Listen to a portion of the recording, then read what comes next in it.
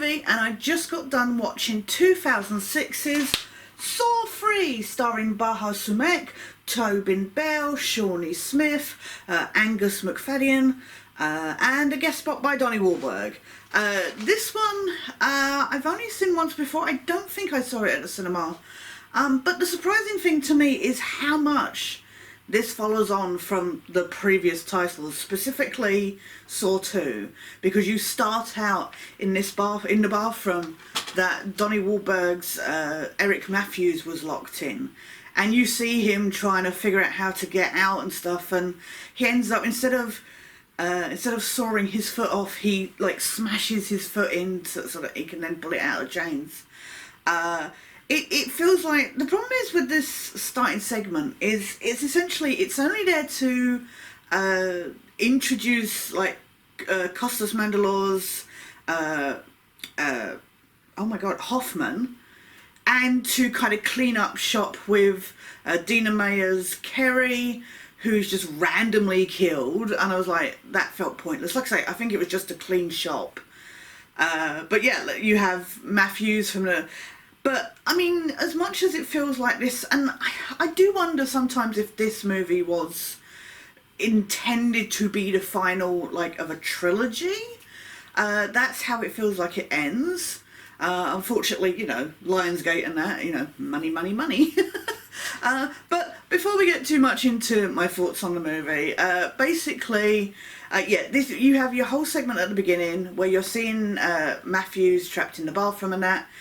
And the main purpose of this movie is to explore Jigsaw's final days as he's on his deathbed, and Amanda as his apprentice. She is being tested, and you find out that actually the main test for her has been, because she's been killing like all these victims, and something that I said was my main problem with, say, number 2 and really kind of number 1 as well, but the previous 2 movies, I felt like the games were a little unfair, that it was supposed to be about survival of the fittest and stuff like that, and yet some of the games felt rigged to fail. And then you find out in this movie that it's because they were more Amanda's works and her desire to kill people kind of thing. You know, Jigsaw at one point in this movie is like, oh, I absolutely abhor kit murderers and stuff like that. And yeah, you find out that, you know, he just wanted to test people and that, but Amanda is there, like, with a bloodlust. She started out as this, you know, protege and that, but actually she just took it too far, and Jigsaw really can't deal with that. So your main story here is this doctor is a surgeon who is sleeping around, completely miserable in her relationship and stuff. And it turns out it's because her son died.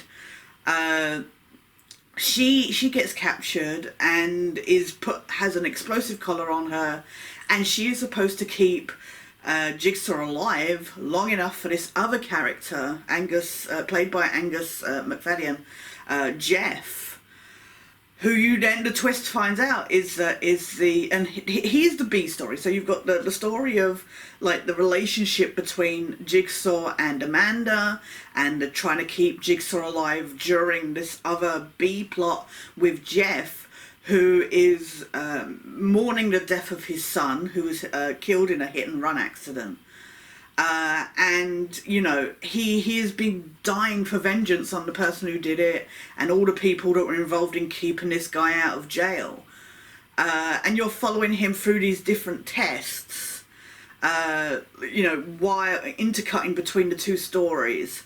But you're cutting between them and his quest to either save the people that didn't save his son, or, you know, while sacrificing himself, or just letting them go and maybe losing a part of himself at the same time. So what I will say, I love this movie more than number 2 because it is a lot more focused.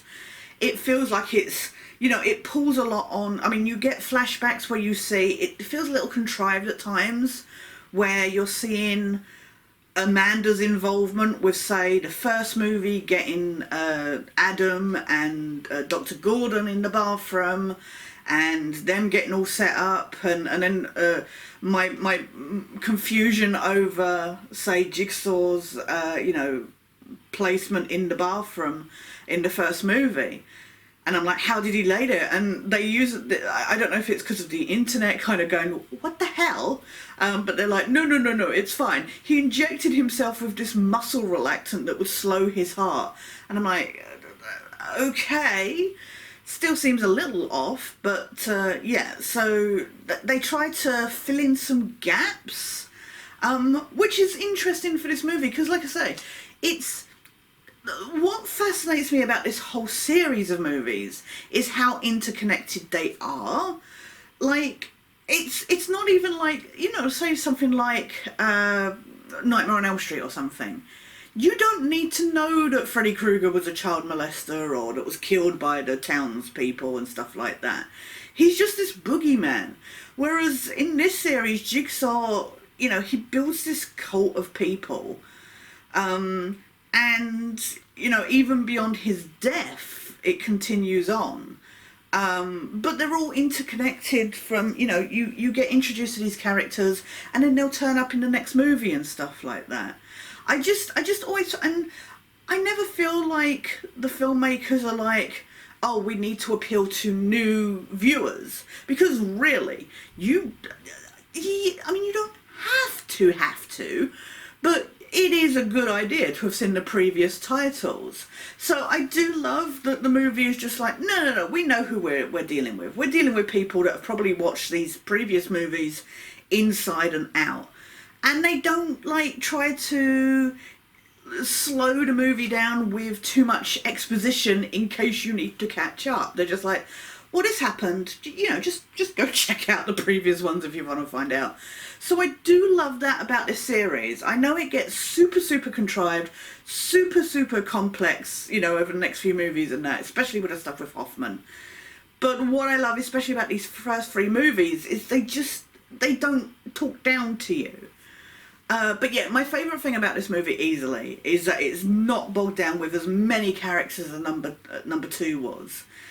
You're very focused on, this is a very personal story about Jigsaw and Amanda, and especially Amanda, that she's being tested and stuff like that. I got a little frustrated with the inconsistency with her hairdo for, stuff that happened in, say, number two and that, but, whatever. That's a silly nitpick. My other nitpick, easily, is that I never got the impression that Amanda was the kind of person that would be geared towards engineering. But the amount of time, effort, like research into these people that they capture, I don't know how any of this gets done. And just even worse is, so Jigsaw is dying. He's coughing and all this stuff, and yet he's still able to make these tapes. Unless all of his apprentices are doing their best Tobin Bell impersonations, you're just like, hang on, how are these so perfectly, he's not like, you want to play a game? It's nothing like that. It's all, you want to play a game, blah, blah, blah, blah, blah. So yeah, the amount of time that would take to research into these people, that's the logical side of my brain. But these movies are not made for you to be thinking too much. They're very, put them on, look at the scary things, be grossed out and stuff like that. That's the main purpose of these movies. And as a popcorn flick, this is really good. It does suffer with pacing issues at times. But genuinely, I'm involved. I'm interested to see the end of Jigsaw's story and to see, what happens with Amanda and that. It's really sad to happen with Jeff. The tests are gross, but it's not obsessed. This is directed by the same person who did number two, Darren Lynn Bousman. The story is by Lee Wannell and James Wan, with the screenplay by Lee Wannell. So, it's got its roots in the original story. And I think that's why, because I don't think they were involved in the following. I could be wrong. We'll see tomorrow when I watch number 4. But yeah, it feels very encompassed, it feels true to its roots, and I think this one particularly goes back to its roots because it's more psychological, more based on tension. It's not as showy. So yeah, there's not much more to say. I do recommend this. Unfortunately, I highly recommend you need to have watched 1 and 2 before. The prologue, like I say, is very throwaway, feels pointless, was literally there just to introduce Hoffman in a very brief moment. It's very clean and it's so separate from the rest of the movie. It's a little distracting. But yeah, I mean, it was interesting that it carried on. It was just like an epilogue for number 2, while then doing its own thing. It's like, it's kind of like, you know what it feels like in a way? It feels like J.J. Abrams coming back after Rian Johnson's The Last Jedi and going, yeah, I know you guys didn't like that. I mean, you know, that's a whole other thing. But, you know, I'm going to try and fix things you didn't like. And I feel like they tried to fix a lot of the issues people had with number 2 by just scaling it back and focusing more. This feels so much more focused. But yeah, unfortunately you do have to watch the first 2 movies fully to be engaged in these characters. But genuinely, I enjoyed this. I enjoyed it a lot more than number 2. And yeah, I highly recommend if you get a chance. Like I say, it's quite slow on the pacing. But otherwise, it was okay. It was fine. It wasn't bad by any means, and I enjoyed it way more than number 2. So yeah, if you get a chance, do check out. I'd be interested to know your thoughts down in the comments. See what your favourite Saw movies are, and see what you think about these kind of series that actually are connected quite strongly. This feels like a TV series, if you will, and I think that's. I don't know if that's because of like the yearly release that they had as opposed to a couple years. I don't know if that's why it works so well, more as a TV series in a way. But yeah, I'd be more interested to know if you're more engaged in these interconnected stories or horror movies that are completely separate from each other that you don't have to have watched. But yeah, that was 2006's Saw 3. Look forward to seeing your comments down in the, your comments down in the comment section. Thank you so much for watching, guys. Tomorrow, of course, I will be watching Saw 4. I think I've only ever seen that one once, and I just don't remember anything about it. I think there's like a couple of the tests, the games I remember. I think that's the one with the pendulum in. But we'll see tomorrow. But thank you so much for watching, guys. Please take care. And yeah, for now though, this is Sketch, signing out.